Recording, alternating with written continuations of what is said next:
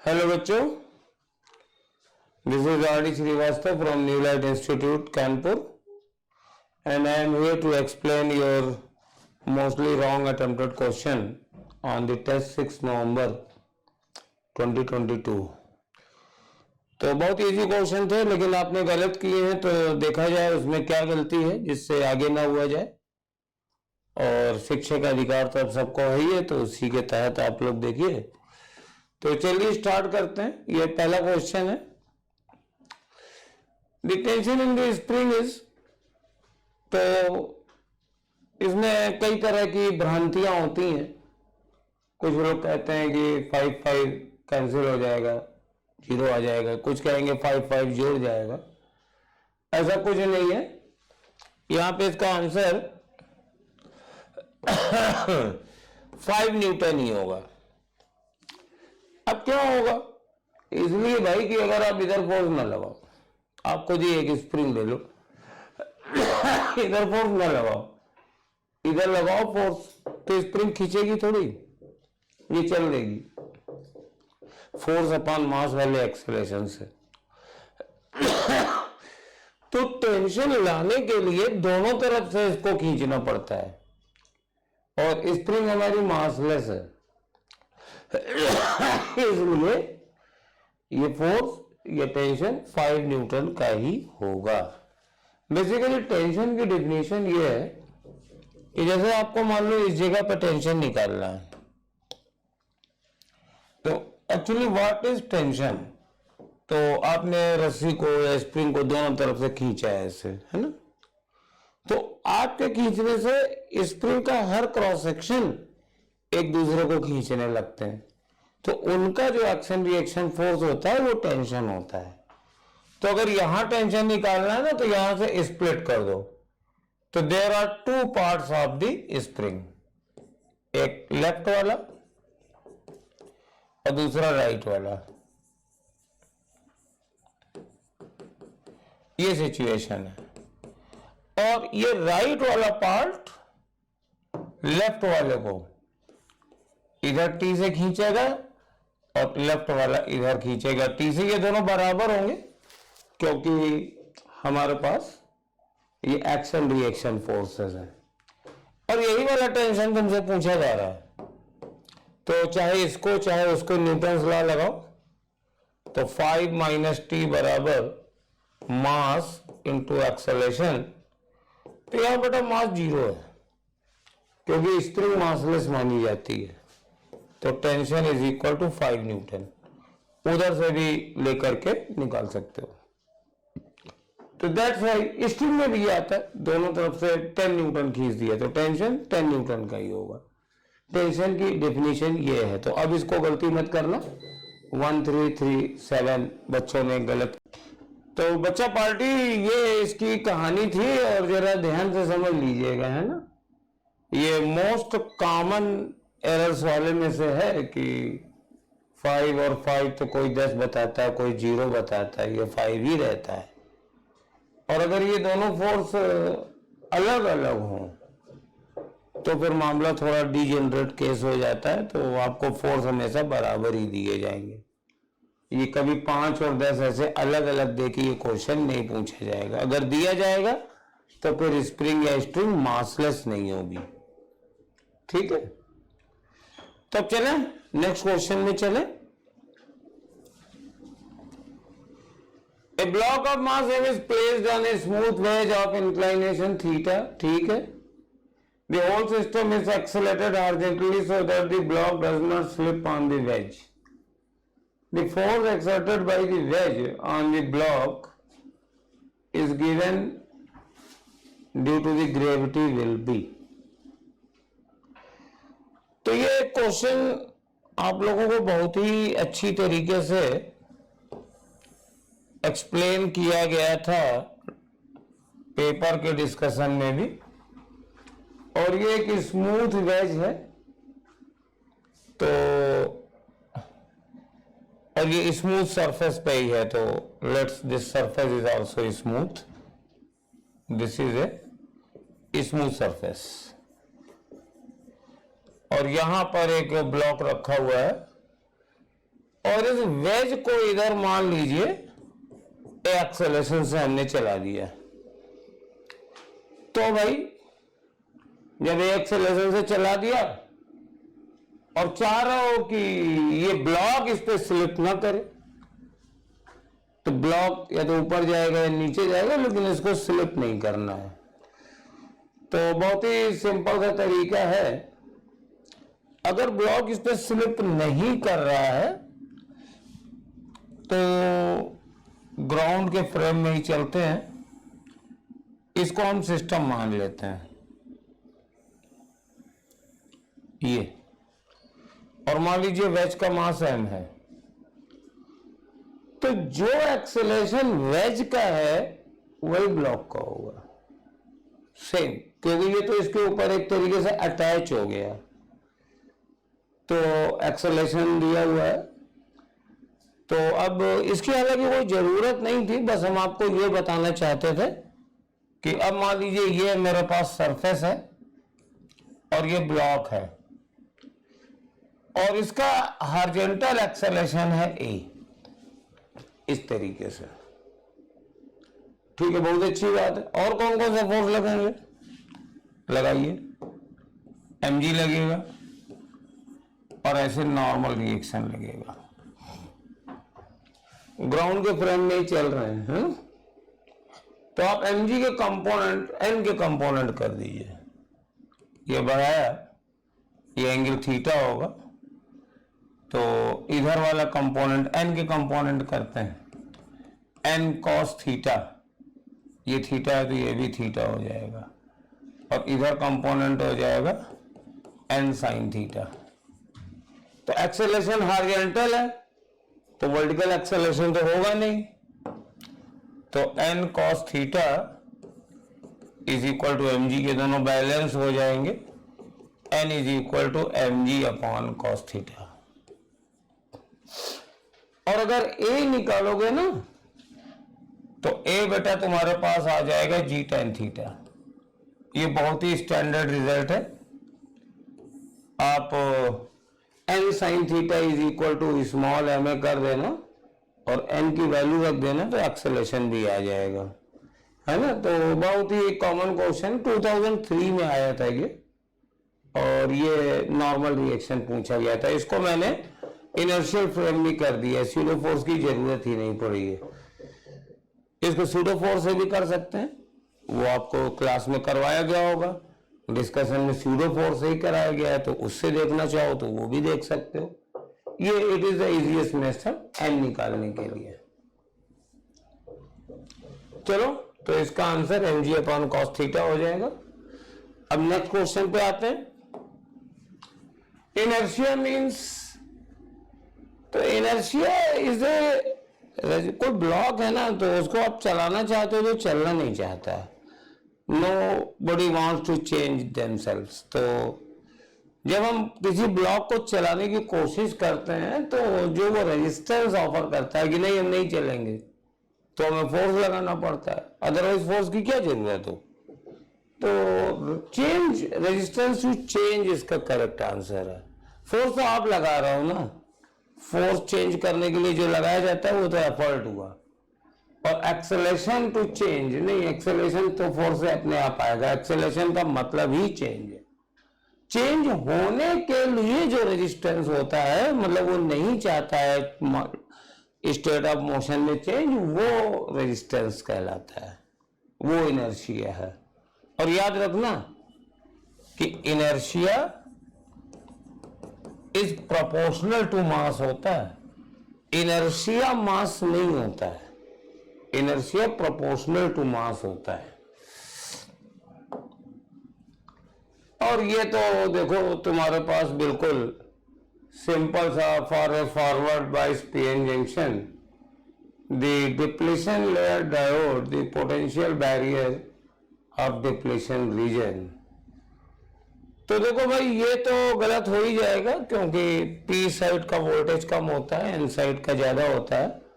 Depletion layer कुछ इस तरीके से बनती है, जैसे ये पी है, ये एन है, तो जो चार्ज एक्यूमुलेट होता है इधर पॉजिटिव इधर नेगेटिव, तो पोटेंशियल इधर ज्यादा होता है, इधर कम होता है। अब दूसरी चीज ये है कि हमारे पास या तो ये सही होगा, ये सही होगा, लेकिन जो डिप्लेशन लेयर की विड्थ है वो कम हो जाती है। तो ये फिगर बहुत ही कायदे से नहीं बनी हुई है और इन दोनों में कायदे से वो आंसर दिया जाएगा और थोड़ी सी ये बैरियर कम भी हो जाता है। तो इस पॉइंट से अगर देखें तो इसका ये थोड़ा ज्यादा है और इसका थोड़ा सा कम है। तो second one is the answer. दो चीजें का ध्यान रखेंगे कि फॉरवर्ड बाइस में डिप्लेशन लेयर का पोटेंशियल, बैरियर पोटेंशियल कम और विड्थ कम हो जाती है। तो second is the most correct answer.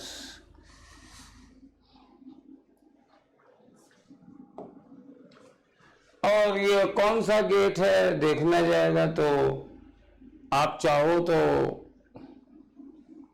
वैसे भी कर सकते हो, ट्रुथ टेबल बना के, और मेरे ख्याल से वही सही रहेगा। तो ट्रुथ टेबल बना लो ए बी और फिर वाई निकालते हैं। तो पहला हम लेते हैं A is equal to 0, B is equal to 0। तो इसको ए और बी मिल रहा है सीधे, और ये मेरे पास नॉर गेट है। तो आर गेट में 0 होता है तो ये 1 मिलेगा, और नैंड गेट में भी ये, एंड में भी ये 0 होता है तो नैंड में 1 मिलेगा, और 1 1 का ये 1 हो जाएगा। तो अगर ये मेरे पास A 0 B 0 है तो Y 1 हो रहा है।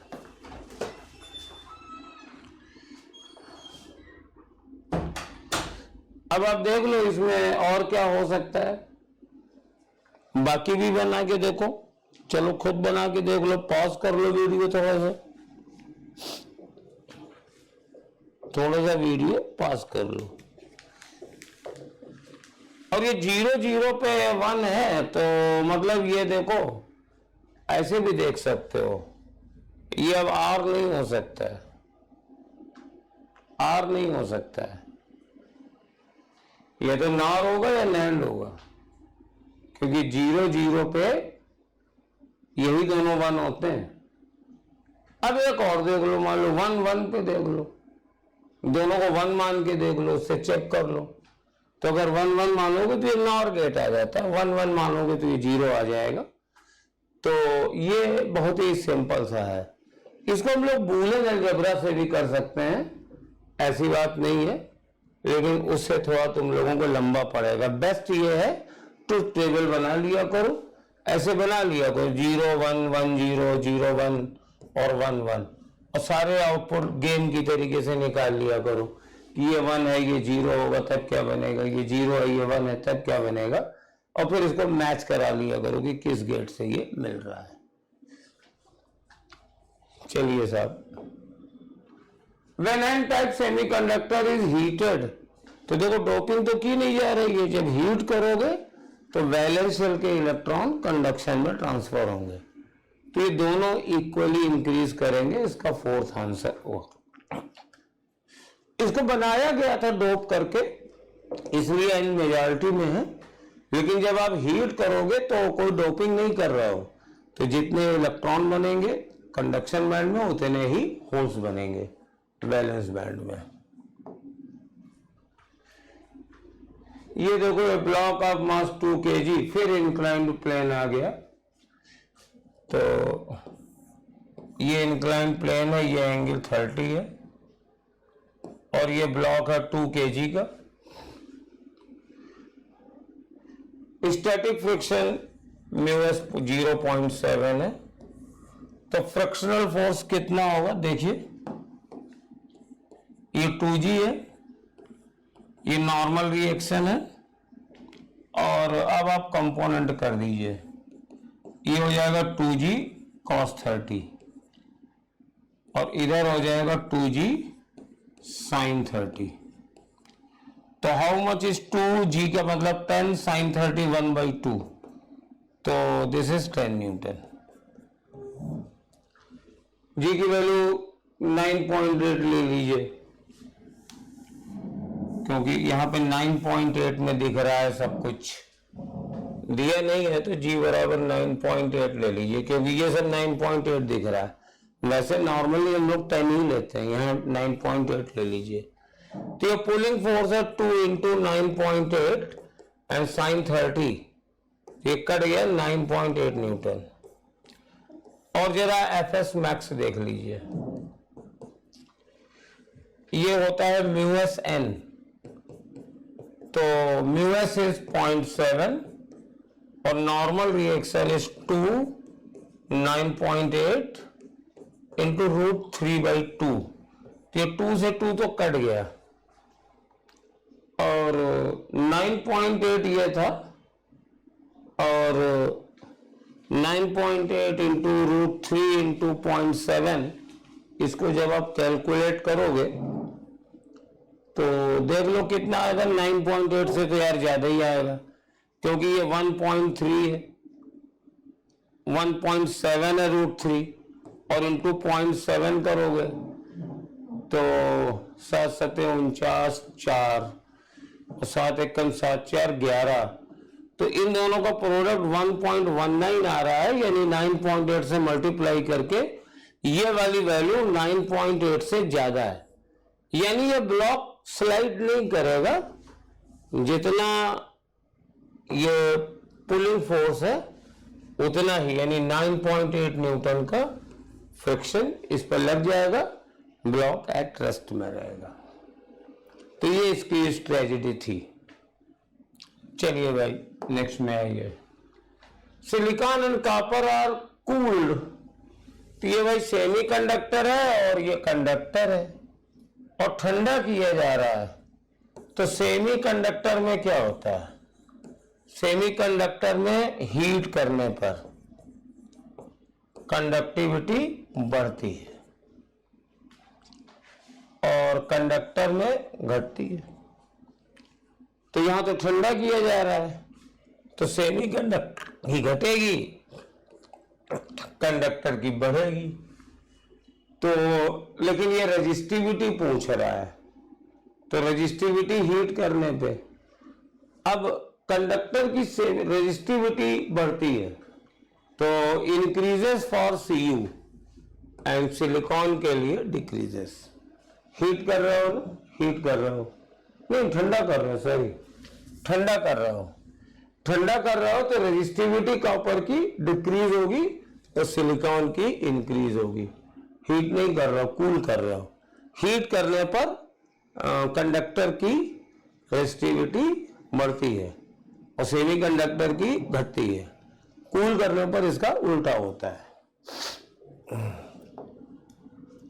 When PN junction is forward bias, the flow of current across the junction, अब फॉरवर्ड बाइस में ये डिफ्यूजन ऑफ द चार्जेस की वजह से मेनली होता है, तो मेनली का मतलब सेकंड हो गया है, मेनली ना होता तो थोड़ा बहुत माइनॉरिटी भी चलता है।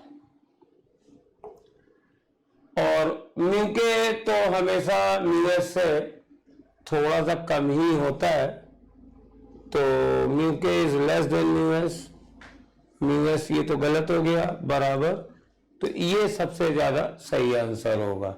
जनरली म्यू के की वैल्यू म्यू एस से कम होती है। और ये बहुत ही सिंपल टाइप के क्वेश्चन थे। थैंक यू, और इसको देखिएगा अच्छे से, आगे मत गलती करिएगा ये। चलो फिर नेक्स्ट टेस्ट में मिलते हैं। हेलो दोस्तों, मैं आपका केमिस्ट्री मेंटर विमल सर आपका अपने बेहतरीन न्यू लाइट न्यूज चैनल पे स्वागत करता हूं। 6 नवंबर 2022 को जो आपका ऑल इंडिया नीट टेस्ट 7 हुआ था, उसमें केमिस्ट्री का कुछ मोस्ट डाउटफुल क्वेश्चन का सेशन लेके आपके सामने आया हूं। यहाँ पे हम सभी क्वेश्चन को बहुत ही शानदार तरीके से सीखेंगे। इसके लिए आप पूरी तरीके से एक्टिव रहिए, एनर्जेटिक रहिए। तो चलिए 1 बाई 1 क्वेश्चन को डिस्कशन करना शुरू करते हैं। क्वेश्चन नंबर 65 की बात करें तो इसमें कहा जा रहा है कि the coordination geometry and hybridization of N and B atom in 1:1 complex of BF3 and NH3। जब कभी अगर हम बात करें BF3 का, तो BF3 के पास एक वैकेंट ऑर्बिटल होता है, क्योंकि हमको पता है, अगर मैं BF3 की बात करूं तो BF3 यानी कि ये सेकेंड पीरियड का एलिमेंट है। तो टोटल नंबर ऑफ ऑर्बिटल इसके पास कितने हो जाएंगे, 4n²। 4 इसके पास टोटल ऑर्बिटल थे, 3 ने बॉन्ड बना लिया, 3 बॉन्ड बना तो एक वैकेंट ऑर्बिटल हुआ। इसका मतलब टोटल इसके पास ये 2 इलेक्ट्रॉन डिफिशिएंट एटम हुआ, 2 इलेक्ट्रॉन डिफिशिएंट एटम। क्यों? क्योंकि इसके पास एक वैकेंट ऑर्बिटल हुआ। ऑक्टेट कंप्लीट करने में 2 इलेक्ट्रॉन की रिक्वायरमेंट हुई, टोटल नंबर ऑफ इलेक्ट्रॉन 6 हुए, यहाँ पे 2 इलेक्ट्रॉन डिफिशिएंट एटम हुआ, यानी कि लेविस एसिड की तरह बिहेव करेगा। और यहाँ पे अगर मैं NH3 की बात करूँ तो NH3 की बात करूँ तो वैलेंस इलेक्ट्रॉन अमोनिया का, नाइट्रोजन का जो वैलेंस इलेक्ट्रॉन होता है वो 5 होता है, 3 बॉन्ड बना लिया, एक लोन पेयर। अब यहाँ पे आपसे पूछा जा रहा है कि कोऑर्डिनेशन ज्योमेट्री, तो एक्चुअल में यहाँ पे 2 इलेक्ट्रॉन की डिफिशियंसी, यहाँ पे एक लोन पेयर। ये कंडीशन भी होता है कोऑर्डिनेट बॉन्ड का, क्या होता है कि किसी एक एटम के पास वैकेंट ऑर्बिटल हो, किसी दूसरे एटम के पास लोन पेयर ऑफ इलेक्ट्रॉन हो, तो lone pair of electron vacant orbital में दे के वो बॉन्ड बना लेता है, उसी बॉन्ड को हम लोग कहते हैं कोऑर्डिनेट बॉन्ड। तो यहाँ पे क्या होगा, ये अपना लोन पेयर ऑफ इलेक्ट्रॉन इसको दे के इसके साथ बॉन्ड बनाएगा, तो क्या बन जाएगा, NH3 कोऑर्डिनेट बॉन्ड बनाएगा BF3।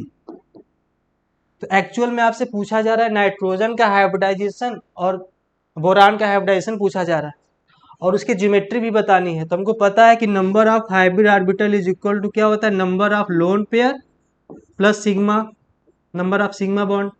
तो इसके पास कोऑर्डिनेट बॉन्ड भी सिग्मा बॉन्ड होते हैं, उनको हम सिग्मा बॉन्ड में काउंट करते हैं। तो यहाँ पे कितना हो गया टोटल, इसके पास 3 हाइड्रोजन के साथ सिग्मा बॉन्ड, एक कोऑर्डिनेट बॉन्ड, तो इसका कितना हो जाएगा, टोटल नंबर ऑफ जो हाइब्रिड ऑर्बिटल अगर हम निकालें तो लोन पेयर तो 0 हो गया।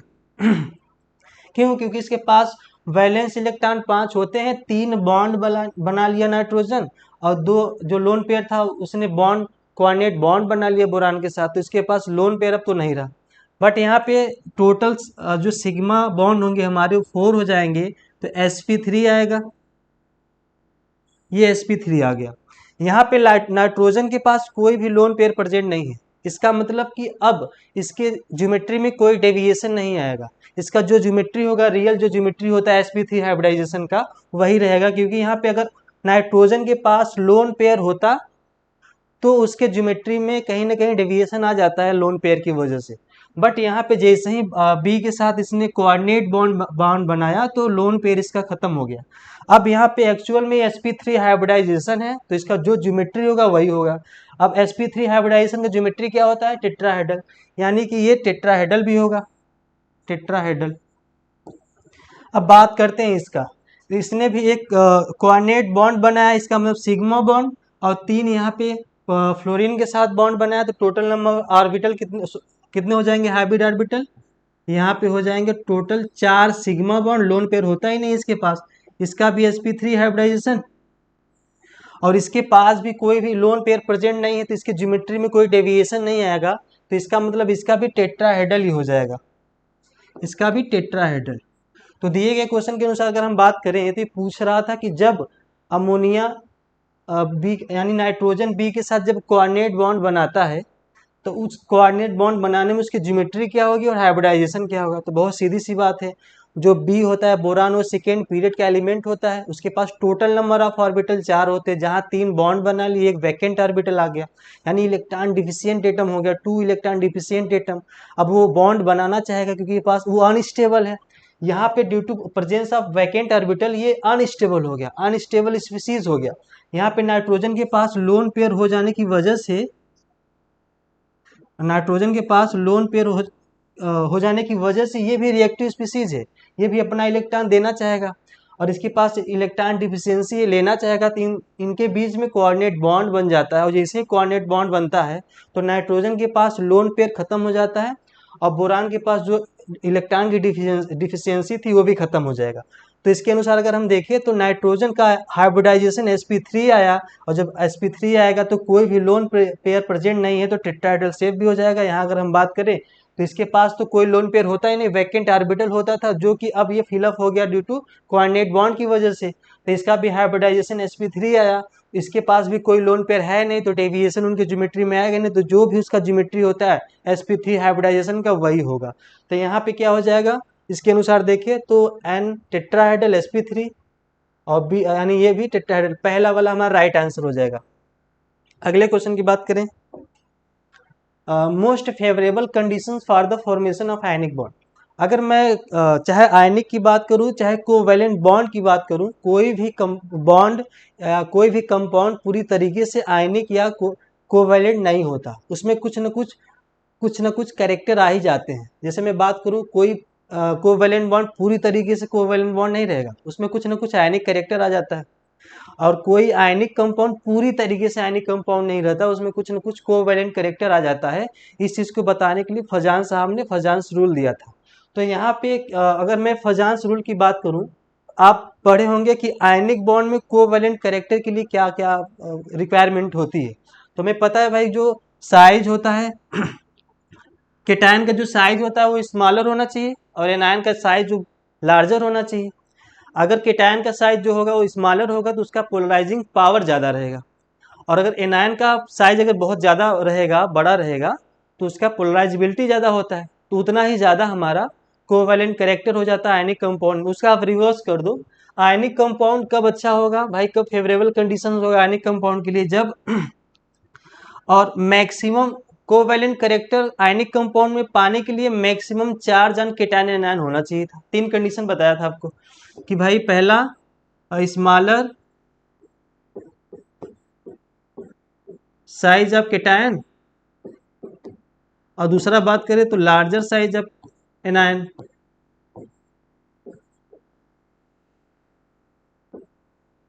एनायन की बात करें, अगर चार्ज की बात करें तो maximum charge on cation and anion, दोनों के ऊपर मैक्सिमम चार्ज होना चाहिए, maximum charge on cation and anion.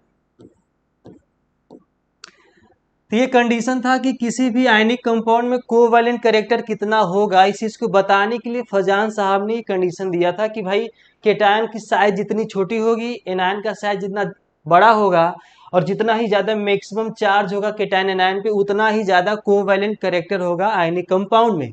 लेकिन यहाँ पे आपसे आयनिक बॉन्ड के बारे में पूछा जा रहा है कि बताओ कौन सा मोस्ट फेवरेबल कंडीशन होगा।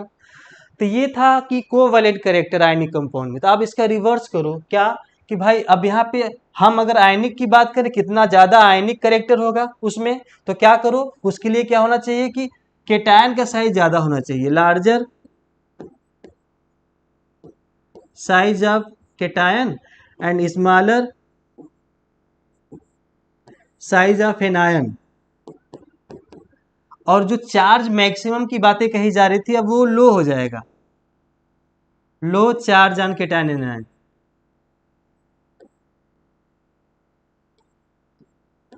ये था, ये फेवरेबल कंडीशन है फॉर आयनिक बॉन्ड के लिए। तो बहुत ही इंपॉर्टेंट कंसेप्ट यहाँ पे था। फजान साहब के अकॉर्डिंग हम बता पाएंगे कि क्या कौन सा फेवरेबल कंडीशंस होगा आयनिक बॉन्ड के लिए। तो बहुत सीधी सी बात थी भाई। तो इसके अनुसार देखिए कि लार्जर साइज ऑफ केटायन होना चाहिए, स्मॉलर साइज होना चाहिए एनायन का, और लो चार्ज होना चाहिए केटायन एनायन पे, तो मोस्ट फेवरेबल कंडीशन होगा आयनिक कंपाउंड के लिए। ठीक है, तो इसके अनुसार देखिए तो लो चार्ज ऑन आयंस, आयंस का मतलब केटायन एनायन बोल दिया है, और लार्ज केटायन होना चाहिए, बिल्कुल सही, लार्ज केटायन होना चाहिए, स्मॉल एनायन, तो पहला वाला हमारा राइट आंसर हो जाएगा। तो बहुत ही शानदार कंसेप्ट है कि दुनिया में जितने भी हमारे कंपाउंड होते हैं, ना तो पूरी तरीके से आयनिक होंगे, ना तो पूरी तरीके से वो कोवैलेंट होंगे। अगर मैं H2 की बात करूं, तो H2 भी कभी कभी at a moment of time पे या पॉइंट पे वो भी कभी पोलैरिटी शो करता है। बहुत इंपॉर्टेंट कंसेप्ट है। तो एक्चुअल में होता है कि हम लोग एवरेज निकालते हैं, तो एवरेज देखा जाता है, तो H2 हमारा क्या हो जाता है, वो नॉन पोलर। तो कभी भी जितने भी कंपाउंड होते हैं पूरी तरीके से न तो आयनिक होते हैं, न तो कोवैलेंट होंगे, उसमें कुछ न कुछ करेक्टर इन दोनों का उसमें रहेगा ही। तो उसके अनुसार देखिए तो मेरा पहला वाला आंसर हो जाएगा। अगले कंसेप्ट की बात करें कि which atom which has negative formal charge in CH3NC। ठीक है, अब फॉर्मल चार्ज के लिए क्या होता है कि इसका पहले स्ट्रक्चर ड्रॉ कर लें। तो स्ट्रक्चर ड्रॉ करेंगे तो कुछ इस तरीके से ड्रॉ होगा।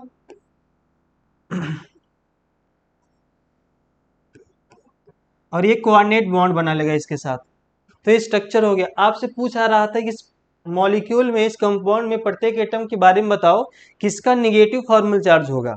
तो आप सभी का निकाल लो। क्या करते हैं हम लोग फॉर्मल चार्ज निकालने के लिए? फॉर्मल चार्ज निकालने के लिए क्या करते हैं, मान लीजिए इसका निकालते हैं हम लोग, कार्बन का, इसको x मान लेते हैं और इसको y, और इस कार्बन को हम लोग z मान लेते हैं। अगर हम बात करें x वाले की, तो क्या होता है कि एटम का वैलेंस इलेक्ट्रॉन पहले जितना होगा वो लिखेंगे। तो कार्बन है तो कार्बन का वैलेंस इलेक्ट्रॉन इतना, और minus non bonded electron. Non bonded electron दो ही टाइप्स के हो सकते हैं, या तो लोन पेयर होगा या तो फ्री रेडिकल। बॉन्डेड में सिग्मा पाई बॉन्ड बनाते हैं अगर हम कोवैलेंट बॉन्ड की बात करें, लेकिन नॉन बॉन्डेड की यदि मैं बात करूं तो या तो लोन पेयर होगा या तो आपका फ्री रेडिकल होता है। तो यहाँ पे अगर हम बात करें, कार्बन 4 वैलेंस इलेक्ट्रॉन होते हैं, चारों ने बॉन्ड बना लिया, तो इसके पास कोई लोन पेयर या नॉन बॉन्डेड इलेक्ट्रॉन है ही नहीं, तो जीरो हो जाएगा। और minus half of the bonding electron, कितना बॉन्ड बनाया वो एटम, अपने कितने बॉन्ड बनाए हैं उसका हाफ हो जाता है। तो उस बॉन्ड में कितना हो जाएगा, 4 बॉन्ड बनाया है बॉन्डिंग इलेक्ट्रॉन, 4 बॉन्ड बनाया, तो टोटल कितने हो जाएंगे 8, उसका आप हाफ कर दो तो कितना हो जाएगा 4 माइनस ये भी 4 इज इक्वल टू 0। इसका फॉर्मल चार्ज 0 आ गया। अगर मैं नाइट्रोजन की बात करूं तो फॉर्मल चार्ज निकालूं तो क्या हो जाएगा, इसका वैलेंस इलेक्ट्रॉन 5 होता है, इसके पास लोन पेयर ऑफ इलेक्ट्रॉन, इसके पास लोन पेयर ऑफ इलेक्ट्रॉन 0, क्योंकि बॉन्ड बना लिया है एक तरीके से, तो बॉन्ड 0 हो गया। और टोटल कितना इसके पास इलेक्ट्रॉन है, तो कोऑर्डिनेट बॉन्ड सिग्मा होते हैं, तो 2 2 4 2 8 हो जाएंगे टोटल इसके पास भी। तो बॉन्डिंग इलेक्ट्रॉन कितना हो गया 8, उसका हाफ कर देंगे तो इसका आ जाएगा +1। अगर मैं इस कार्बन की बात करूं, इस कार्बन की बात करूं, फॉर्मल चार्ज निकालूं तो क्या आएगा आपका टोटल इलेक्ट्रॉन कितने होंगे, वैलेंस इलेक्ट्रॉन 4। अब इसके पास एक लोन पेयर होगा प्रेजेंट, क्योंकि इसका वैलेंस इलेक्ट्रॉन 4 होता है, 4 में 2 सिग्मा बॉन्ड बना लिया। ये तो कोऑर्डिनेट बॉन्ड बनाया, नाइट्रोजन ने अपना लोन पेयर ऑफ इलेक्ट्रॉन दे के बनाया, इसके पास एक लोन पेयर तो रहेगा ही। इसके पास अगर एक लोन पेयर रहेगा तो यानी कि उस लोन पेयर में 2 इलेक्ट्रॉन, ठीक, और कितना बॉन्ड बनाया है 1 2 3 यानी 6, तो आपका आ जाएगा हाफ ऑफ द 6, यानी कि 4 माइनस 2 ये 3 इज इक्वल टू -1। अगर मैं बात करूं, पूछा जा रहा था कि आपसे कि नेगेटिव फॉर्मल चार्ज किसका होगा, तो कार्बन का होगा। यहाँ पे इस वाले कार्बन का हमारा नेगेटिव फॉर्मल चार्ज आया। तो जब कभी आपको फॉर्मल चार्ज की बातें कहें, जब भी पूछे, तो आप प्रत्येक एटम का निकालो, उसके बारे में आपका वैलेंस इलेक्ट्रॉन पता होना चाहिए। वैलेंस इलेक्ट्रॉन के बाद उसके पास कितने नॉन बॉन्डेड इलेक्ट्रॉन मौजूद होते हैं और कितना बॉन्ड बनाता है, इसके अकॉर्डिंग हम फॉर्मल चार्ज निकाल लेंगे। तो इस कंसेप्ट के अनुसार देखिए तो हमारा कौन सा आंसर हो जाएगा, थर्ड, तीसरा वाला हो जाएगा, क्योंकि कार्बन का ही नेगेटिव आया फॉर्मल चार्ज। ठीक है, अगले क्वेश्चन की बात करें। Which of the following bond is most ionic. Most ionic के लिए कंडीशन क्या होना चाहिए, आप रिवर्स कर दो। फजांस रूल अभी देखे थे कि आयनिक कंपाउंड में कितना कोवैलेंट कैरेक्टर होगा, जितना केटायन का साइज छोटा, एनायन का साइज जितना बड़ा, और maximum charge on cation and anion, उसका आप रिवर्स कर दो। क्या कि भाई पहला कंडीशन आयनिक के लिए क्या होगा, क्या होगा कि लार्जर साइज हो जाएगा, साइज ऑफ केटायन। दूसरा condition smaller size of anion और लो चार्ज होगा। ठीक है, इस तरीके से होगा। तो इसके अकॉर्डिंग देखें तो लिथियम Cl यानी लिथियम क्लोराइड की यदि मैं बात करूं तो ये इन तीनों के कंपेयर में लिथियम वाला हमारा, इनके एक्चुअल में होता क्या है, जब भी हम मूव करते हैं लेफ्ट से राइट, जब भी मूव करते हैं लेफ्ट टू राइट, तो साइज डिक्रीज करती है, क्योंकि इफेक्टिव न्यूक्लियर चार्ज हमारा बढ़ता है। न्यूक्लियस का वैलेंशियल इलेक्ट्रॉन की खींचने की ताकत को हम लोग बोलते हैं इफेक्टिव न्यूक्लियर चार्ज। अब भाई वो खींचेगा तो कंट्रैक्शन होगा, तो उसकी साइज डिक्रीज करती है जब हम मूव करते हैं लेफ्ट से राइट जाने पर। तो अगर अब यहाँ पे हमारा केटायन का साइज बड़ा होना चाहिए, तो अगर हम बात करें तो हमारा ये ज़्यादा होता है इनसे, इनके कंपेयर में ज़्यादा हो जाता है। ठीक, ये कोई साइज नहीं, बट इन दोनों के कंपेयर में, इन दोनों कंपेयर में हमारा लिथियम ग्रेटर होता है। तो कहीं ना कहीं अगर हम बात करें आयनिक कंपाउंड का, तो इनके कंपेयर में इसका ज़्यादा हो जाएगा, आयनिक कैरेक्टर ज़्यादा होगा इनका। लेकिन हम बात करें ACl में, तो अगर मैं H2 की बात करूं, H2 की, तो ये तो हमारा होता है, एक्चुअल में कंसेप्ट क्या है कि अगर ए ने बी से बॉन्ड बनाया और इलेक्ट्रोनेगेटिविटी ऑफ ए इक्वल है इलेक्ट्रोनेगेटिविटी ऑफ बी के, तो कंप्लीटली ये दोनों इलेक्ट्रॉन दो एटम के न्यूक्लियस के बीच, ठीक बीच में रहेंगे। दोनों न्यूक्लियस का प्रभाव उनको सिमिलर लगेगा, अट्रैक्शन भी उनको सिमिलर लगेगा, और जहां अट्रैक्शन होता है वहां पे एनर्जी कम, स्टेबिलिटी ज्यादा। तो अगर इन दोनों एटम का इलेक्ट्रोनेगेटिविटी सेम होगा, ए और बी का इलेक्ट्रोनेगेटिविटी सेम होगा, तो बॉन्ड पेयर ऑफ इलेक्ट्रॉन को खींचने की ताकत दोनों की इक्वल होगी। तो ये दोनों इलेक्ट्रॉन बॉन्ड के ठीक बीच में रहेंगे, तो हम बोलेंगे कि वो 100% कोवैलेंट बॉन्ड होगा। एक्चुअल में होता ऐसा नहीं है। अगर मैं इसकी बात जैसे एग्जांपल लूँ एच और एच की, तो ये यहाँ पे कोवैलेंट कैरेक्टर रहता है ज़्यादा, यहाँ पे पूरी तरीके से कोवैलेंट कैरेक्टर यहाँ पे मान लें, क्योंकि दोनों का इलेक्ट्रोनेगेटिविटी तो सेम है। बट जैसे ही किसी एक एटम का इलेक्ट्रोनेगेटिविटी बढ़ा, तो वहां पे आयनिक कैरेक्टर आने की संभावना शुरू हो जाती है। ठीक है, और पूरी तरीके से अगर इलेक्ट्रॉन को अपनी तरफ शिफ्ट कर लेगा, तो वहां पे एनायन और कैटायन का फॉर्मेशन हो जाएगा, उनमें जो बॉन्ड बनेगा वो आयनिक बॉन्ड हो जाता है। तो अगर हम बात करें HCl का, H2 तो हमारा आपका जो होता है इसमें पूरी तरीके से कोवैलेंट कैरेक्टर ही होता है। अगर मैं बात करूं HCl की, तो यहाँ पे Cl का इलेक्ट्रोनेगेटिविटी ज्यादा होता है, कितना 3.0, और हाइड्रोजन का 2.1।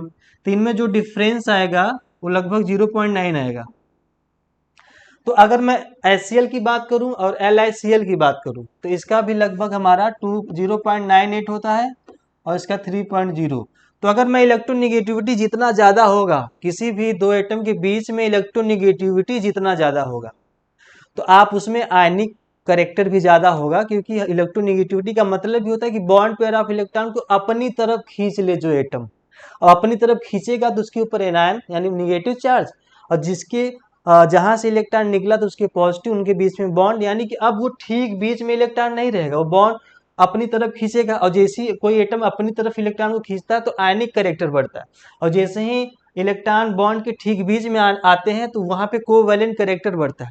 तो यहाँ पे HCl और LiCl की बात करूँ तो किसमें ज़्यादा आयनिक कैरेक्टर होगा, तो LiCl में, क्योंकि उसमें इलेक्ट्रोनेगेटिविटी का डिफरेंस ज़्यादा है।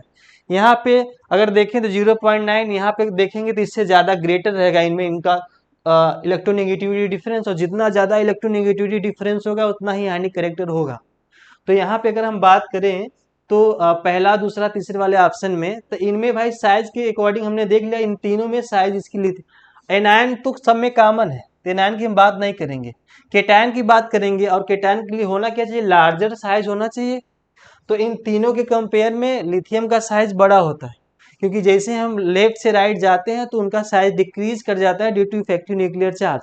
बट अगर हम इनमें कंपेयर करेंगे तो इनमें इलेक्ट्रोनेगेटिविटी का डिफरेंस बहुत कम आया, और इनमें इलेक्ट्रोनेगेटिविटी का डिफरेंस बहुत ज़्यादा आया, तो वहाँ पे आयनिक कैरेक्टर उनका ज़्यादा हो गया LiCl का। तो दिए गए कंसेप्ट के अनुसार हम बता सकेंगे कि which are the following bond is most ionic, तो LiCl में ज़्यादा आयनिक कैरेक्टर पाया जाएगा, क्योंकि HCl में इलेक्ट्रोनेगेटिविटी का डिफरेंस बहुत कम है, और जिसका इलेक्ट्रोनेगेटिविटी ज़्यादा होता है दो एटम के बीच में डिफरेंस, तो उसमें आयनिक कैरेक्टर भी ज़्यादा होता है। अगर दो एटम का इलेक्ट्रोनेगेटिविटी सेम हुआ तो हम कह देंगे कि प्योरली कोवैलेंट कंपाउंड होगा। क्यों, इलेक्ट्रॉन ठीक दोनों बॉन्ड के बीच में रहेंगे, और जैसे ही इलेक्ट्रॉन बॉन्ड के बीच में रहते हैं तो पूरी तरीके से कोवैलेंट कैरेक्टर होता है, और वह इलेक्ट्रॉन किसी एटम की तरफ शिफ्ट होने लगते हैं तो आयनिक कैरेक्टर बढ़ने लगता है। और शिफ्ट कौन करता है, इलेक्ट्रॉन, जिसकी इलेक्ट्रोनेगेटिविटी ज़्यादा होगी। तो भाई जितना ज़्यादा इलेक्ट्रोनेगेटिविटी दो एटम के बीच में रहेगा तो उतना ही ज़्यादा आयनिक कैरेक्टर आएगा, क्योंकि उसकी तरफ इलेक्ट्रॉन शिफ्ट होंगे। तो इसके अनुसार देखें तो मोस्टली ये कोवैलेंट कैरेक्टर इसमें ज़्यादा पाया जाता है ना, बट यहाँ पे ड्यू टू इलेक्ट्रोनेगेटिविटी डिफरेंस यहाँ पे आयनिक कैरेक्टर ज़्यादा पाया जाएगा। तो हमारा पहला वाला आंसर हो जाएगा। ठीक, अगले कंसेप्ट की बात करें, strongest bond is form by the head on overlapping पूछा जा रहा है आपसे। एक्चुअल में जो कोवैलेंट बॉन्ड बनते हैं वो ऑर्बिटल के ओवरलैपिंग की वजह से बनते हैं। जैसे मैं एग्जांपल लूं, ए मान लीजिए ए है कोई, ये बी ने ओवरलैप किया, तो ये जो ओवरलैपिंग होती है इसी को हम लोग बोलते हैं दो एटम के ऑर्बिटल जब आपस में ओवरलैप करते हैं तो उसी को हम लोग बोलते हैं ओवरलैपिंग। और ओवरलैपिंग दो एटम के बीच में होता है, और हमको पता है कोवैलेंट जितने बॉन्ड होते हैं ओवरलैपिंग की ही वजह से होते हैं, ऑर्बिटल के ओवरलैपिंग के ही वजह से वो बॉन्ड बनते हैं। तो हम इसको बोल देंगे ओवरलैपिंग, ये ओवरलैपिंग हुआ। अब जितना ज्यादा दो एटम के ऑर्बिटल ओवरलैप करेंगे उतना ही ज्यादा उसका बॉन्ड मजबूत होगा, क्योंकि आपको पता है इसमें जो इलेक्ट्रॉन होंगे यहाँ पे पॉजिटिव, इसका एक एटम का यहाँ पे पॉजिटिव न्यूक्लियस, ये एटम का न्यूक्लियस जिसके ऊपर पॉजिटिव चार्ज, ये एटम बी का न्यूक्लियस जिसके ऊपर भी पॉजिटिव चार्ज, तो आप इसको बोल सकते हो कि ये 2 इलेक्ट्रॉन 2 सेंटर बॉन्ड है। इसका मतलब क्या है कि दो सेंटर के बीच में दो इलेक्ट्रॉन है। अब इलेक्ट्रॉन के ऊपर क्या होता है, नेगेटिव चार्ज, इलेक्ट्रॉन के ऊपर नेगेटिव चार्ज और न्यूक्लियस के ऊपर होता है पॉजिटिव चार्ज। तो अगर वह इलेक्ट्रॉन न्यूक्लियस के करीब में रहेगा या उसके इन्फ्लुएंस में रहेगा तो उसके ऊपर न्यूक्लियस का अट्रैक्शन आता है, और जहां अट्रैक्शन होता है वहां पे स्टेबिलिटी बढ़ती है। तो जितना ज़्यादा ओवरलैपिंग होगा, जैसे मैं एग्जाम्पल की बात करूं कि ये एटम है, इसने ओवरलैपिंग ज़्यादा किया, वही सिमिलर एटम है, यहाँ पे ओवरलैपिंग ज़्यादा हुआ। अब जब यहाँ पे ओवरलैपिंग ज़्यादा हुआ तो ये न्यूक्लियस के उतने करीब में आएंगे, और जितना ज़्यादा ये इलेक्ट्रॉन न्यूक्लियस के करीब में आएंगे तो उतना ज़्यादा उनके ऊपर अट्रैक्शन से एनर्जी कम, स्टेबिलिटी ज़्यादा, तो इसमें जो इलेक्ट्रॉन रहेंगे वो ज़्यादा स्टेबल रहेंगे। तो यहाँ पे ओवरलैपिंग की हम शब्द बोलेंगे, जो कंसेप्ट बोलेंगे यहाँ पे ओवरलैपिंग हो रहा है, बट यहाँ पे ओवरलैपिंग ज़्यादा हो रही है तो उसको हम लोग बोलेंगे extend of overlapping, extend of overlapping, मतलब यहाँ पे ओवरलैपिंग ज़्यादा हुआ, ओवरलैपिंग यहाँ पे ज़्यादा हुआ। और हमको पता है भाई कि on the basis of orientation of overlapping, overlapping के ओरिएंटेशन के बेसिस पे हमारे जो कोवैलेंट बॉन्ड होते हैं टू टाइप्स के होते हैं, सिग्मा और पाई। सिग्मा में जो ओवरलैपिंग होती है ऑर्बिटल के बीच में वो एक्सियली होती है, आप in other word we can say that कि हेड ऑन होते हैं उसमें एक तरीके से। लेकिन अगर पाई बॉन्ड बनाने के लिए जो होती है वो हमारा लेटरली या साइड वाइज ओवरलैपिंग होती है। तो एक्चुअल में अगर मैं स्ट्रॉन्ग बॉन्ड की बात करूं, स्ट्रॉन्ग बॉन्ड की, तो जितना हेड ऑन ओवरलैपिंग होती है उसमें स्ट्रॉन्ग बॉन्ड भी ज़्यादा होता है। ठीक है, एक्चुअली में होता क्या है कि अगर मैं बात करूं कि बॉन्ड स्ट्रॉन्ग आपसे पूछा जा रहा है, ये कंसेप्ट आपसे पूछा जा रहा है, तो आप बोलेंगे क्या यहाँ पे क्या हुआ कि भाई ओवर जो कोवैलेंट कंपाउंड होते हैं, जो कोवैलेंट बॉन्ड होते हैं वो ऑर्बिटल के ओवरलैपिंग की वजह से बनते हैं, ओवरलैपिंग किया यहाँ पे, इसको हम 2 इलेक्ट्रॉन 2 सेंटर बॉन्ड भी बोलते हैं, या 2 सेंटर 2 इलेक्ट्रॉन बॉन्ड बोल दो आप इसको। क्यों? क्योंकि दो इलेक्ट्रॉन दो न्यूक्लियस के बीच में है, उनके इन्फ्लुएंस में है, इसलिए हम उनको 2 सेंटर 2 इलेक्ट्रॉन बॉन्ड भी बोलते हैं।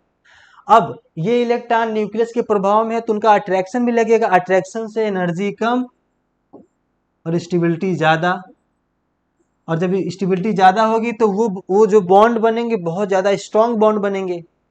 तो जितना ज़्यादा एक्सटेंड ऑफ ओवरलैपिंग होगा उतना ही ज़्यादा न्यूक्लियस का अट्रैक्शन इन दोनों इलेक्ट्रॉन पे लगेगा, तो उतना ही ज़्यादा बॉन्ड आपका स्ट्रॉन्ग होगा। तो यहाँ पे ये कंसेप्ट सीखा कि एक्सटेंड ऑफ ओवरलैपिंग जितना ज़्यादा होगा, ओवरलैपिंग जितना ज़्यादा होगा तो उतना ही स्ट्रॉन्ग बॉन्ड होगा। तो यहाँ पे कंसेप्ट क्या है, अब स्ट्रॉन्ग बॉन्ड की बातें कही जा रही। स्ट्रॉन्ग बॉन्ड जो होते हैं हमारे उसको हम लोग बोल रहे हैं कि बॉन्ड स्ट्रेंथ। स्ट्रॉन्ग बॉन्ड का मतलब जितना ज्यादा स्ट्रॉन्ग बॉन्ड होगा उसका बॉन्ड स्ट्रेंथ भी उतना ज्यादा होगा, और बॉन्ड स्ट्रेंथ जितना कब ज्यादा होगा भाई, जब उसका वो डायरेक्टली प्रोपोर्शनल होगा एक्सटेंट ऑफ ओवरलैपिंग के, एक्सटेंट ऑफ ओवरलैपिंग, जितना ज्यादा उसका ओवरलैपिंग होगा ऑर्बिटल के बीच में उतना ही ज्यादा बॉन्ड स्ट्रेंथ उसका ज्यादा होगा, और उसका बॉन्ड स्ट्रेंथ जितना ज्यादा होगा तो उतना ही वो स्ट्रॉन्ग बॉन्ड कहलाएगा। अब एक यहाँ पे कंसेप्ट और है कि एक्सटेंट ऑफ ओवरलैपिंग आगे हम कब कहेंगे कि ज्यादा होगा, तो ये डिपेंड करता है ऑर्बिटल के ओरिएंटेशन पे। बहुत ही बड़ा कंसेप्ट है, बहुत ही बिग कंसेप्ट है।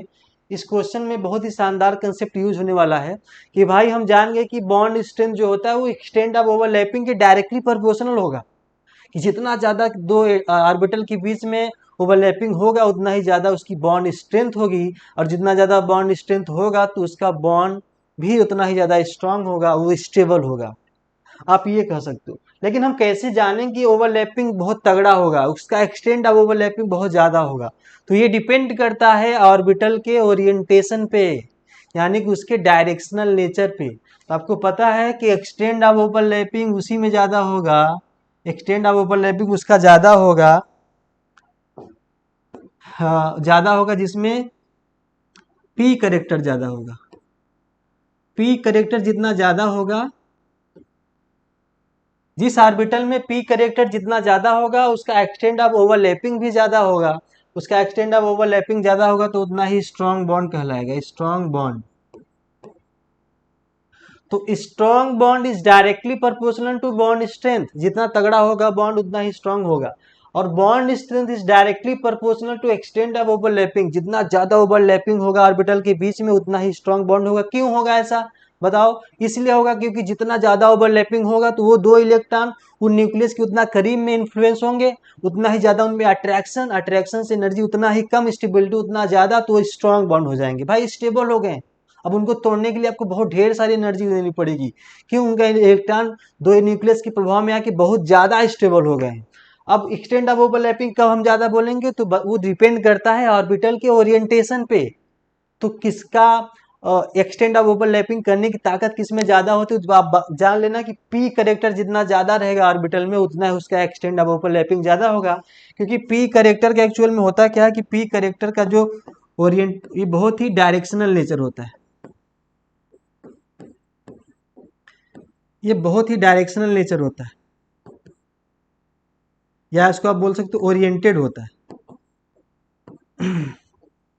ये बहुत ही ओरिएंटेड होता है, बहुत ही डायरेक्शनल नेचर होता है। ठीक, तो ओवरलैपिंग दो बातों पे डिपेंड करती है, ओवरलैपिंग दो बातों पे डिपेंड करती है। पहला एनर्जी लेवल, पहला एनर्जी लेवल, और दूसरा आपका आता है directional nature, directional nature of orbital. जितना ज्यादा ऑर्बिटल डायरेक्शनल नेचर में होगा उतना ही ज्यादा उसमें एक्सटेंड ओवरलैपिंग होगा। तो दो बातों पे डिपेंड करता है, क्या? एनर्जी लेवल, एनर्जी लेवल जितना मिनिमम होगा और डायरेक्शनल नेचर नेचर जितना ज्यादा होगा तो उतना ही ज्यादा उसका बॉन्ड स्ट्रेंथ होता है, उतना ही ज्यादा ओवरलैपिंग होता है उसमें, एक तरीके से आप मानो। तो एक्चुअल में अगर मैं बात करूं, जैसे बात करूं मैं, अब इन दिए गए ऑप्शंस को मैच करो। तो यहाँ पे 2s, यहाँ पे 2s 2p पहला वाला ऑर्बिटल है, यहाँ पे 2p 2p दूसरे वाले में, यहाँ पे 2s और 2s इसमें है। ठीक, 2s 2s। तो भाई अगर हम बात करें, हमने बोला था कि एक्सटेंड ऑफ ओवरलैपिंग कब ज्यादा होगा? तब ज्यादा होगा जब पी करेक्टर जितना ज्यादा होगा। पी करेक्टर ज्यादा कितना हो सकता है? 100%। अगर मैं बात करूं यहाँ पे, और दो शब्द पे ओवरलैपिंग डिपेंड करता है हमारा, overlapping depend upon two factor, पहला एनर्जी लेवल और दूसरा डायरेक्शनल नेचर। तो डायरेक्शनल नेचर किसका ज्यादा होता है? पी करेक्टर जितना ज्यादा रहेगा डायरेक्शनल नेचर उतना ज्यादा रहेगा। तो यहाँ पे क्या करें,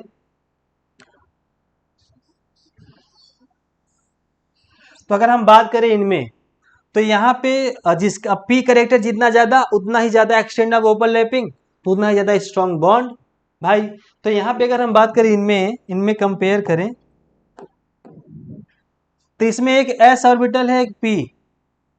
यहाँ पे एनर्जी लेवल तो सेम है सबका, 2 2। यहाँ पे दिए गए आपको ऑप्शंस में एनर्जी लेवल सेम है, इनका एनर्जी लेवल सेम है। ओवरलैपिंग दो बातों पे डिपेंड भी करता है, एनर्जी लेवल और डायरेक्शनल नेचर। यहाँ पे एनर्जी लेवल सेम है, सेकेंड सेकेंड एन की वैल्यू सबका सेम है, एनर्जी लेवल तो लगभग सेम है सबका, यहाँ पे सेम है। बट अगर हम बात करें डायरेक्शनल नेचर पे, अब दूसरा डिपेंड करेगा डायरेक्शनल नेचर पे। हमको पता है कि डायरेक्शनल नेचर पी करेक्टर का ज्यादा होता है। तो यहाँ पे क्या है कि यहाँ पे प्योर 100% पी करेक्टर, यहाँ पे 100% पी करेक्टर है। यहाँ पे तो कोई पी करेक्टर है, 0 पी करेक्टर है। S orbital purely S orbital, यहाँ पे प्योरली एस ऑर्बिटल, और एस ऑर्बिटल में पी करेक्टर 0 होता है। तो डायरेक्शनल नेचर यानी एस का कोई खुद का डायरेक्शन नहीं होता, वो डायरेक्शन लेस होता है, एक तरीके से वो नॉन डायरेक्शनल होता है। जैसे मैं पानी की बात करूँ, पानी का खुद का कोई अपना कलर नहीं होता, उसमें जो कलर आप मिला दोगे वही कलर धारण कर लेता है। उसी प्रकार एस का खुद का कोई अपना डायरेक्शन नहीं होता, उसमें आप पी एक्स मिलाओगे तो पी एक्स के डायरेक्शन में हो जाएगा, पी वाई मिलाओगे ऑर्बिटल तो पी वाई की डायरेक्शन में हो जाएगा, और पी जेड मिलाएंगे तो पी जेड की, यानी कि एस का कोई खुद का डायरेक्शन नहीं होता, वह नॉन डायरेक्शनल होता है, स्फेरिकल फॉर्म का होता है, वो नॉन डायरेक्शनल होगा। तो वहां पे जब एस करेक्टर प्योरली 100% है तो वहाँ पी तो बिल्कुल जीरो।